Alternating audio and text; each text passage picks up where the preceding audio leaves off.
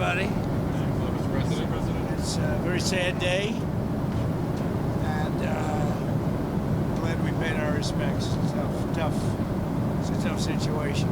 Great people, great parents, wives, family, and a beautiful ceremony. I guess you got to see that, at least partially. Any questions? President Trump, did what you just witnessed make you think differently about going ahead with this war or even putting troops on the ground in the Middle East? We're winning the war by a lot. We've decimated their whole evil empire. It'll continue, I'm sure, for a little while. But very proud of the people, the parents. The parents were so proud of their boy, as they call him, my boy, in case the young lady. The parents are so proud. Many of them are military parents, as you know. So but it's always a very sad thing. The war itself is going unbelievably. It's as good as it can be. We have Pete here, and you have Steve Witkoff here. We have some additional questions. You're 1 week in now, sir. You're 1 week in at this point. How long, as of now, do you expect? Well, I think we've accomplished more in 1 week than anyone thought possible. We've wiped out their Navy, 44 ships. We've wiped out their Air Force, every plane. We've wiped out most of their missiles. You see, the missiles aren't coming much anymore. We've also hit their manufacturing areas where they make the missiles very hard. Their drone capacity is way down. And we've hurt them where it hurts. Including about every form of leadership you can have, we've wiped out. You still expect up to 6 weeks total? I don't know. I don't know. I never reject time, whatever it takes. But the military is almost non-existent, if you look. We could hit the military itself very hard, but maybe we will, maybe we won't. We haven't made that determination. What do you think about gas prices? Gas prices right now? Are you worried about gas prices right now? No, I'm not. This is a short excursion into something that should have been done for 47 years. 47 years it's taken to do this, and no president had the guts to do it. And you're worried you're going to end up coming back to Dover for more of these such dignified transfers? I'm sure I hate to do it, but it's a part of war, isn't it? Who are you with? The Washington Post. When you say it's a part of war? The deaths are part of war, yeah. Yeah, it's part of war. It's a sad part of war. It's the bad part of war. Mr. President, did the United States bomb a girls' elementary school in southern Iran on the first day of the war and kill 175 people? In my opinion, based on what I've seen, that was done by Iran. Is that true, Mr. Hickson? It was Iran who did that? We're certainly investigating. Still But investigating? the only side that targets civilians is Iran. We think it was done. We think it was done by Iran Can you give us an because idea they're of very inaccurate, as you know, with their munitions. They have no accuracy whatsoever. It was done by Iran. Can you give us an idea of what unconditional surrender looks like to you? I mean, what do you want from Iran? I said unconditional, not conditional. I said unconditional. It's where they cry uncle, or when they can't fight any longer, and there's nobody around to cry uncle. That could happen too, because we've wiped out their leadership numerous times already. So it's if they surrender, or if there is nobody around to surrender, but they're rendered useless in terms of military. Mr. President, can I ask you what Peter asked you a question yesterday? He said it wasn't the right time in that event, but he was asking whether you have indications of whether Russia is supporting Iran somehow in this. No, I haven't had that. I have had no indication of that whatsoever. If they are, they're not doing a very good job, because Iran is not doing too well. What about the Strait of Hormuz? There's no traffic really going through it. Well, right that's the ship's choices, but we haven't cleaned out. We've wiped out their Navy. Their Navy is now at the bottom of the sea, so that's the choice. This is an excursion. We figured oil prices would go up, which they will.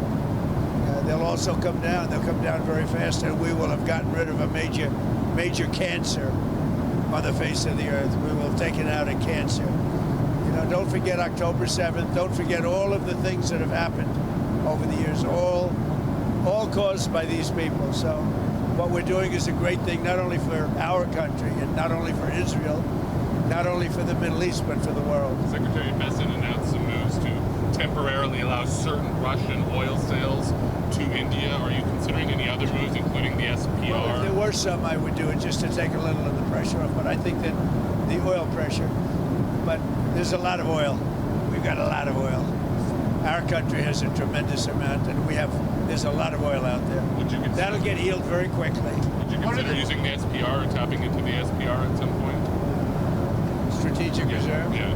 Well, I'm the one that built them up. Biden used them so that he could get some extra votes in the election. It turned out it wasn't even him that ran, it was Kamala. And she obviously didn't get any extra votes because we won in an absolute landslide. So he should have used it for that. He used it to I filled it up, and he brought it down to the lowest level it's ever been. We will start at the appropriate time, which is basically a gut instinct. We will start filling up the strategic reserves. What are the circumstances where you'd send in ground troops? How are you thinking about that? I don't even want to talk about it now. I mean, I don't think it's an appropriate question. You know, I'm not going to answer it. Could there be? Possibly, for very good reason. Have to be very good reason. And I would say if we ever did that, they would be so decimated that they wouldn't be able to fight at the ground level. Are you thinking about the oil facility there? There's an oil facility kind of on the coast of Iran that could be secured by ground troops. There's been some speculation that could be a target. Well, I don't know what the speculation is, but I certainly wouldn't be able to tell you that. I'd be in trouble with myself if I told you that. Mr. President, don't you need ground troops to secure the enriched uranium at the nuclear sites? We're going to find out about that. We haven't talked about it, but it was a total obliteration. They haven't been able to get to it. And at some point, maybe we will. You know, that would be a great thing, but right now we're just decimating them. But we haven't gone after it, but you know, something we could do later on. We wouldn't do it now. Maybe we'd do it later on. You said you want to be involved in the selection of the next leader of Iran. Can you talk to me? Well, because I don't want to just come back every 10 years, and mostly you'll have presidents, that won't do that because they don't get it. But we don't want to come back every 5 years or every 10 years and do this. So we want to pick a president that's not going to be leading their country into a war. Do you have any questions for Pete or Steve? Come on up. Mr. Wickoff? Steve, come on up. Mr. Wickoff, is there still space to do a deal with whatever is left of the Iranian government? I think there is. I think that's going to be up to the president. That's what I think. But they didn't seem to be very amenable in those first set of negotiations. You heard what I said. They said we have the inalienable right to enrich. They bragged about having 60% enriched fuel, enough for 11 bombs. And they told me and Jared, we're not going to give you diplomatically what you couldn't take militarily. So, you know, I think they're going to need a change of attitude. What sort of thing do you want to see in a deal? I mean, do you think you have maximum negotiating leverage at this point? I think the president has proved that we have. Iran today accused the U.S. of A lot hitting. of negotiating leverage, maybe maximum, but we're not looking to settle. They'd like to settle. We're not looking to settle. Iran accused The British government has now offered use of some. The British government has offered use of some bases now, and you had previously said you were very disappointed in them. The 2 aircraft carriers. I mean, about British bases, they You see said. my response that I just put out?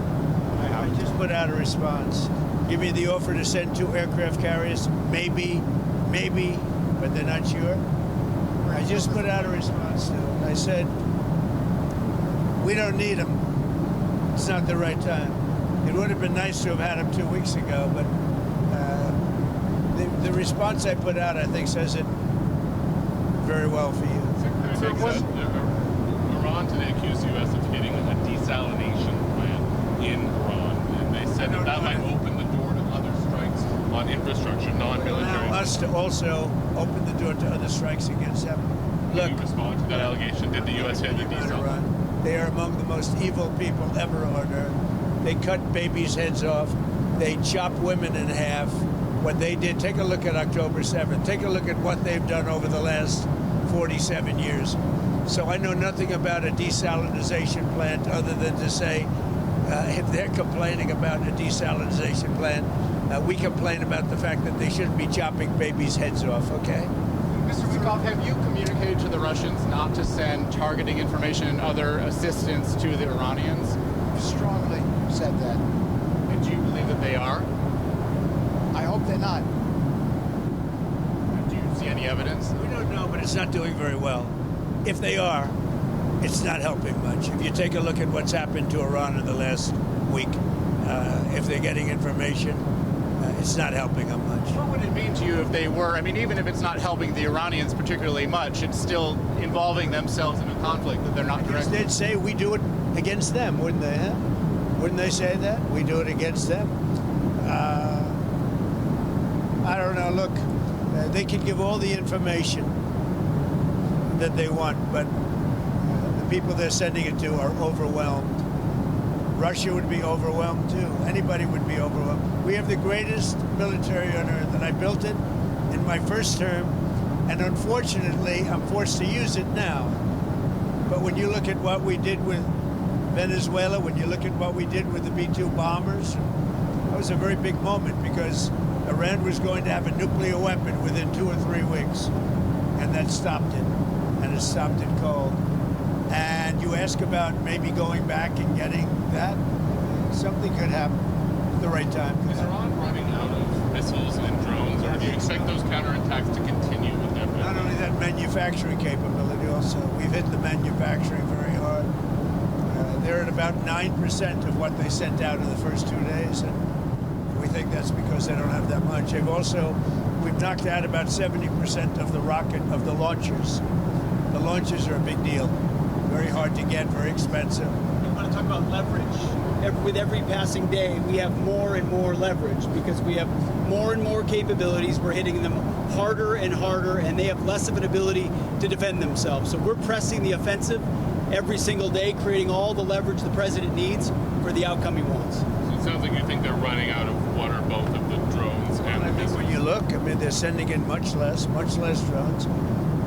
They're being decimated now.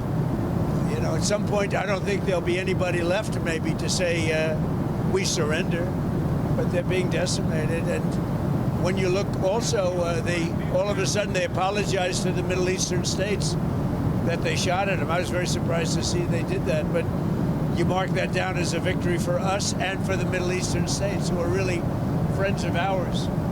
But I guess they're not going to be shooting at them anymore. They apologized, and we'll see what happens. But that's a big loss. That's a surrender right there. I called it a surrender today. When they apologized and said they're not shooting at them anymore, that's really a surrender to those states and to us. Okay, anything else? Some Iranians are concerned that the Kurds will carve out kind of an autonomous region as they did in Syria and Iraq. We're not looking to the Kurds going in.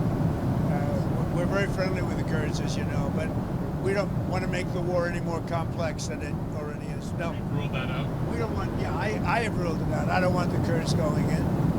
I don't want to see the Kurds get hurt, get killed. We've had a good relation. They're willing to go in, but I've told them I don't want them to go in. Do you think the map of Iran will look the same? The war is complicated enough without getting the Kurds involved. And do you think the map of Iran looks the same after this is all done? That I can't tell you. Probably not. Do you know if any shipping companies have taken the U.S. up on its offer of insurance to go through the Strait of Hormuz? No, we have it set up. We have a great insurance and reinsurance system, but I don't. Sorry, when you talk about... When this ends, we're going to have a much safer world, you know that. So, this is a minor excursion, but when this ends, we're going to have a much safer world, and we will have gotten rid of a lot of sick and demented people, the leadership. So we got rid of the one leadership, then we got rid of the second level of leadership. Now they're on their third or fourth level of leadership. And they have leaders right now that nobody even knows who they are. Thank you very much, everybody. Thank you.